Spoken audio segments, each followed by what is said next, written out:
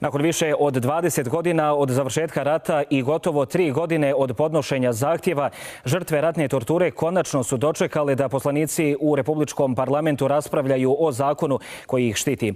Usvojili su nacrt zakona o zaštiti žrtava ratne torture i uputili ga u javnu raspravu. Cilj je da i ova kategorija stanovništva dobije status kao i ostali učesnici rata. Nacrt definiše status i prava žrtava torture u odbrambeno-otadžbinskom ratu od 17. augusta 1990.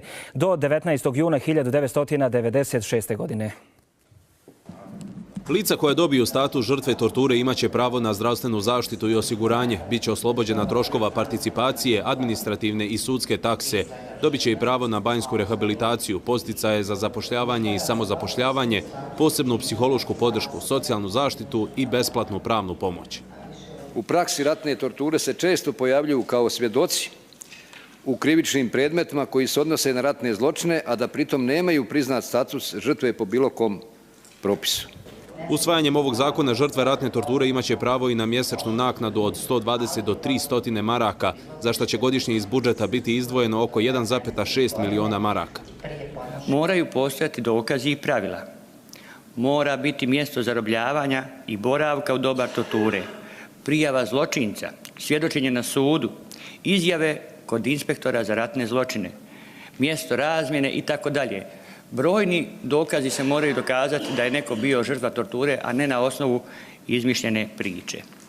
Rasprava o ovom zakonu ujedinila je poslanike oba bloka koji smatraju da je riječ o važnom zakonu koji je trebalo da bude usvojen i ranije.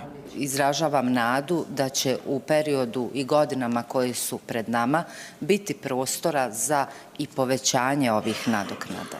Vrlo dobro predlagač zakona postavio vremenski okvir ovog zakona, definišući ga kao period od 17. augusta 1990. do 19. juna 1996. godine. Sasvim izvjesno da će biti pojedinačnih slučajeva koji bi eventualno smanjivanjem ovog vremenskog roka mogli da budu oštećeni. Govorimo o nekoj vrsti legitimacije ili registracije kojom bi ljudi mogli da lako na licu mjesta dokažu da su taj status zaista u okviru ovog zakona i ostvarili, a nama kao ljekarima i našim saradnicima u zdravstvenim ustanovama bit će mnogo lakše da onda i ta prava sprovedemo u djelo. Poslanici su nakon ovog raspravljali i o nacrtu zakona o oduzimanju imovine koja je proistekla izvršenjem krivičnog dijela koji su također usvojili.